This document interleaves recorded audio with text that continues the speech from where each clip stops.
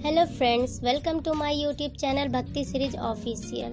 मैं अक्सर एक वीडियो अपलोड करती हूँ। मेरे वीडियो को सबसे पहले देखने के लिए मेरे चैनल को सब्सक्राइब करें और बेल आइकन को ज़रूर दबा दें ताकि नई वीडियो का नोटिफिकेशन सबसे पहले आपको मिले।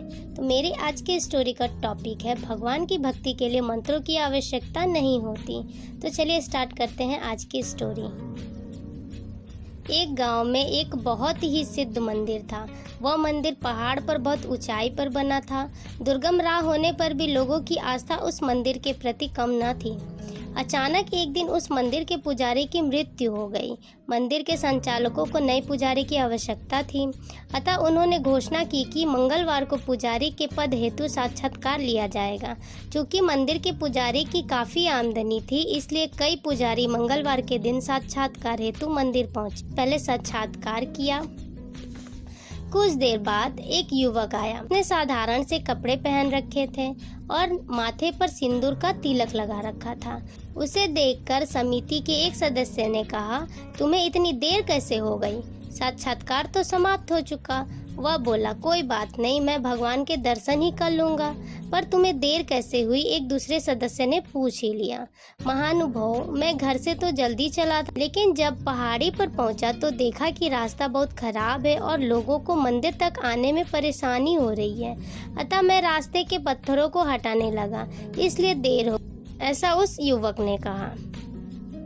उसकी बात सुनकर संचालन समिति के सदस्य प्रभावित हुए।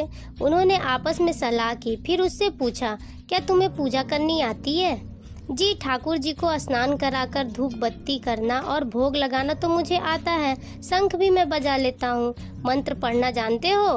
भगवान को स्नान कराने, धूप बत्ती जलाने, भोग चढ़ाने के लिए कोई मंत्र होते हैं क्या? यह तो मुझे मालूम ही नहीं। मैं तो घर पर ठाकुर जी की बिना मंत्र की ही पूजा करता हूँ। यह सुनकर समिति के सदस्य आपस में सलाह करने लगे। कुछ देर बाद एक सदस्य बोला, तुम वास्तव में पुजारी बनने के लायक हो। भगवान की पूजा जिस श्रद्धा से की जाती है वो तुम्हारे भीतर मौजूद है। रही मंत्रों की बात, तो वो हम तुम्हें सिखा देंगे। इस प्रकार उस युवक को उस मंदिर का पुजारी घोषित कर दिया जाता है और वह श्रद्धा भाव से उस मंदिर की पूजा करने लगता है। तो इस कहानी से हमें यही सीख मिलती है, यह ठीक है कि किसी भी कार्य के योग्य होने की कुछ न्यूनतम सीमाएं होती हैं, जो उस युवक में थी।